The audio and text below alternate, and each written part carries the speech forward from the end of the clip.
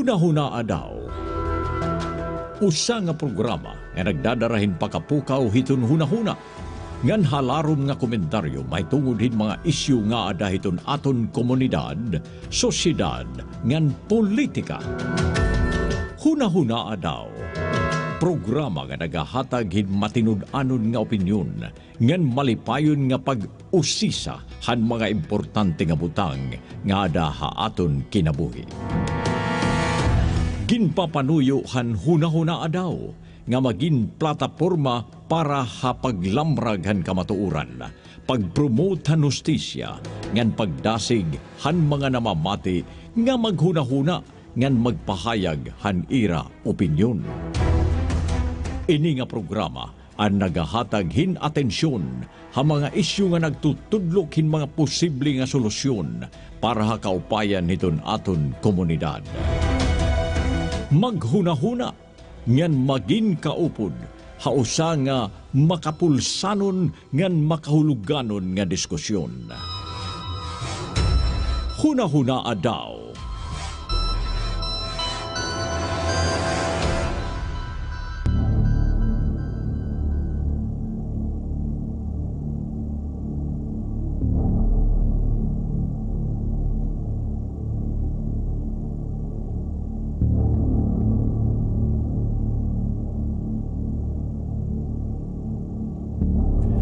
Okay, bueno, maupay nga gabi haton nga tanan mga kaboses. Nga di naman kita iton aton mga panhuna-huna, ha? Again, good evening nga dahayo mga kuya o ate, mga kapatid, mga kaboses, mga kapamilya, kaugo, ha? Mga kapuso. May na natin mo pa yan na mag-aangay panunahon-ahon. Ini ba nga ambot kung matatapos pa ba ini o maundang pa ba ini? Ini nga, kay baga may daiging pasa, di pala may ha. Asing man akong Kuya Bob, ano ito nga gimpasangan nga anti-dynasty? Matutuman pa ba kuno ito? Anti-dynasty bagod man ito? O anti-dynasty kuno? Anti-dynasty o anti-dynasty kuno?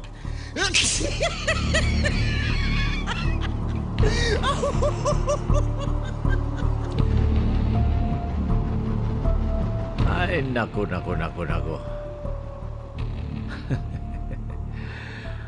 Aram ka mo mga kuya o ate, usay na pinakada ko nga isyu. Amoy ni nga panawagan unta nga tapuson na gadini nga paghari hanini nga mga political dynasty.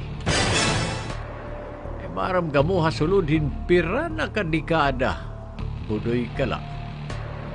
Pareho lagi hapon nga mga apelyido an aton nakikita ha mga baluta.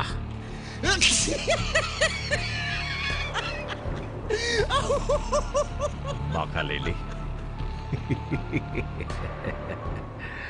Pareho lagi hapon nga mga pamilya. Yada, mula nga haw ito nagpapaliwan-liwan di dahapoder.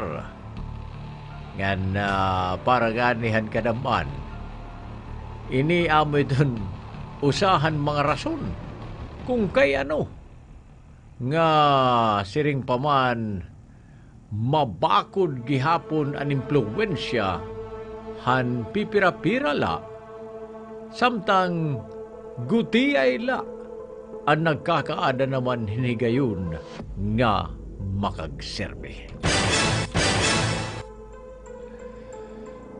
Sanglit didahan diri pareha nabatian naton nga may naipasa na abot nga ni kunano nalatan na itabuhad to ano ha.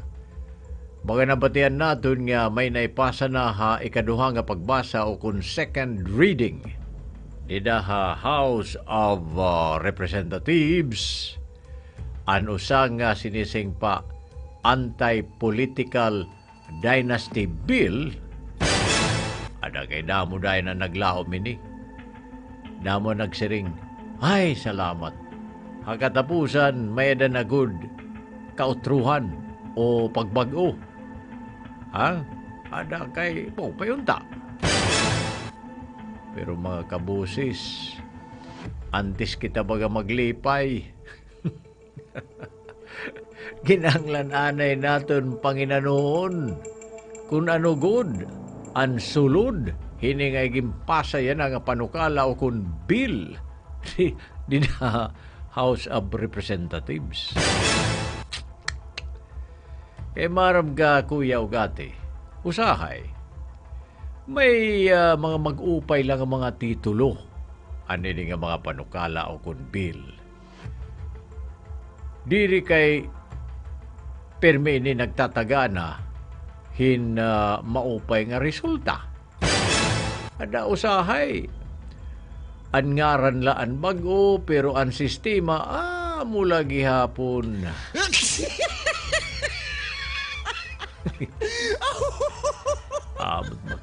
Makabaranhal. Subalahin nga panukala o kung bill. Diday nga naipasa ha second reading. Ada diday nga bill nagsising nga aton magkadugo o magkaurusa ipinagihan kasal nga daha second degree of consanguinity atay o and affinity.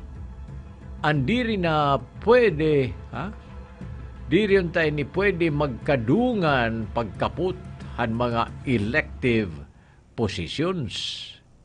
Ada kay siyempre upod na din ni an asawa, kag-anak, anak, bugto, lolo, lula, ngan apo.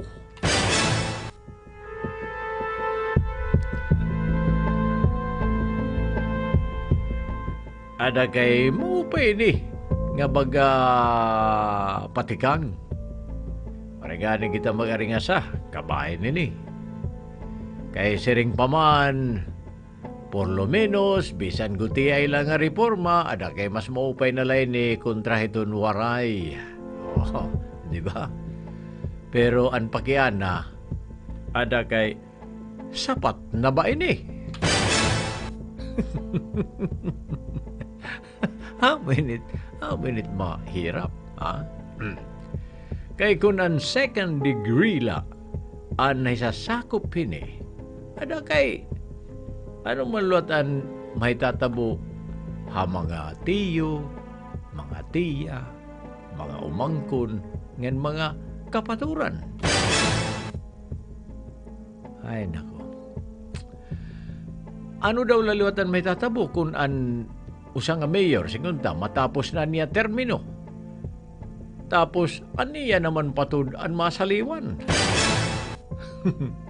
O kung sigunta ang gobernador, di rin na pwede dumalagan. Pero aton iya baga paryente naman, amuliwat itong magdadara na. Magdadara na naman, hangahom o kun puder. Ay nako, diri ba ini ada kay nahimo lagi hapon ini nga pagpadayon hini nga sinising dinastiya ada magagin ibala ang ruta. Makalilisan. Ngandiri la ito asya, mga ate, mga kuya o gati. May usap pa nga nga importante nga bahin nga waray hinihilakip. Anini nga mga tinatawag nga appointed positions. Kay bisan kung diri na makadalagan ng usa nga miyembrohan pamilya, ada kay pwede maghihapon niya nga advisor, secretary, undersecretary, consultant, o iba pa nga may dako nga impluensya lagi hapon na gobyerno. Sanglit, ada kay ano na itatabuan gahom, may himo lagi hapon magpabilin, haamo lagi hapon nga mga kamot.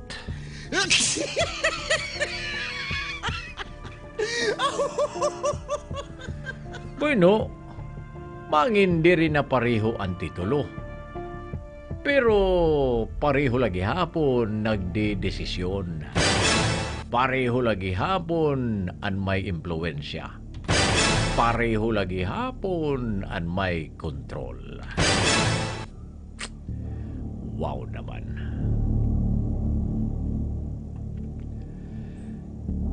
Ngan waray liwat kalakip di dahini nga version, hini nga panukala. Ang gingangaranan nga dynastic succession. Amoy niya ang sitwasyon nga araw ka ini nga posisyon, ini nga pwesto, ada kay gimpapasa-pasa na lang ini hasulod in usa nga pamilya. Katapos itong termino hanusa, ada kay maka di naman itong asawa. Katapos itong asawa, ngadto naman itong anak. Katapusan anak, ngadto naman itong bugtot. Porbida. Por Diyos por Santo. Ini nga cycle, ada kay nagpapadayon.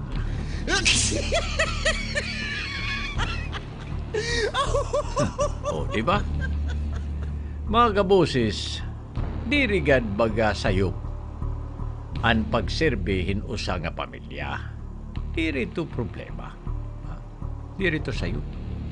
Ang problema hain, ang problema nagtitikang umpisa ini kung nawawara na itong tinatawag nga patas nga kompetisyon. Kaya ang iba nga maupay man unta nga leader, di rin na nakakakuha ini gayon. Kaya mo man lagi hapon nga mga pamilya, anperme, nagpapaliwan-liwan la di dahil ni nga pwesto. Diba?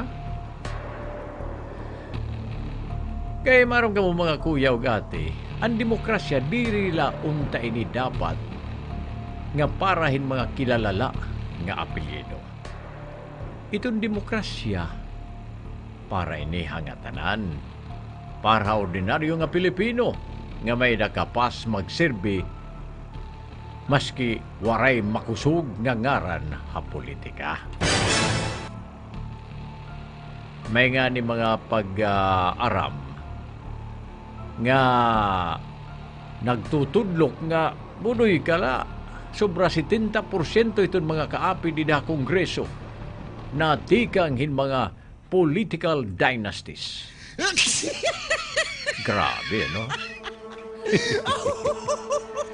May daluat mga pag-aram nga iginuugnay ini nga makusog nga presensya hiton dinastiya nga dahil nga padayon nga kakurian di na iba nga mga probinsya. Kawawa naman. Diri man lot ini nangangahulugan nga tanan nga politiko nga tikang ha political family diri maupay. Diri lot ini nangangahulugan nga tanan nga dinastiya amuan hinungdan han kakurian. Pero nagpapakita ini nga may angay naton paghisgutan, may angay naton Panginoon, may angay naton bag-uhon.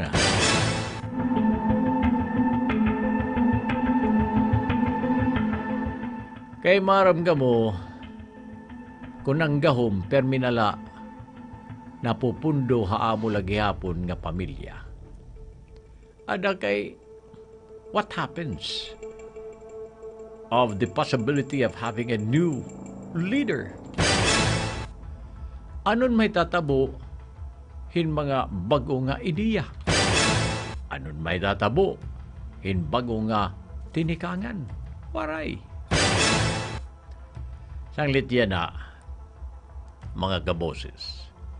Ang mas importante nga pakiana, diri kun may anti-dynasty bill ba?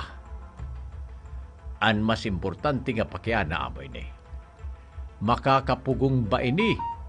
Hatinuod nga political dynasty an ini nga nasabi nga panukala. O bangin naghihimula kita hinbago nga legal nga pamaagi para magpadayon ini nga bulok og daan nga sistema.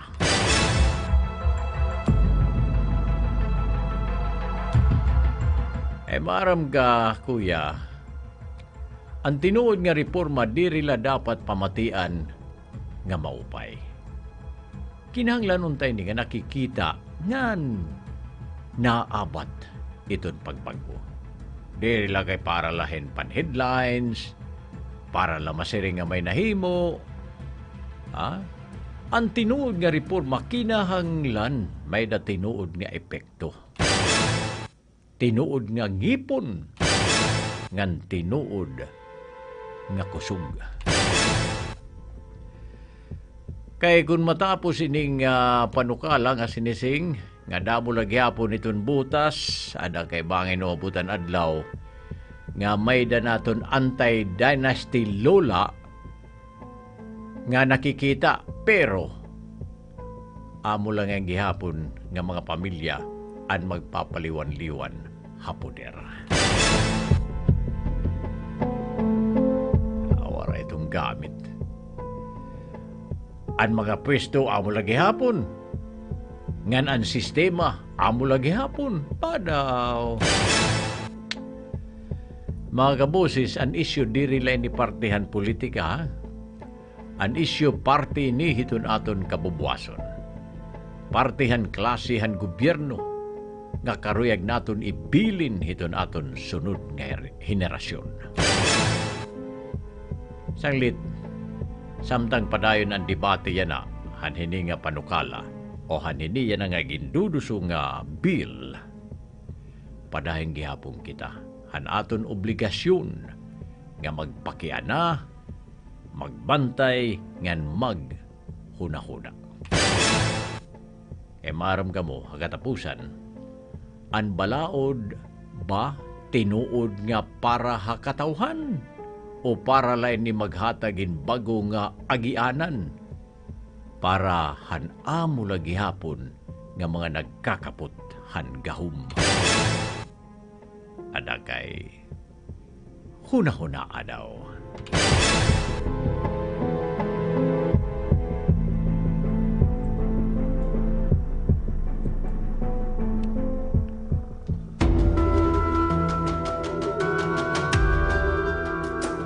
Huna-huna daw.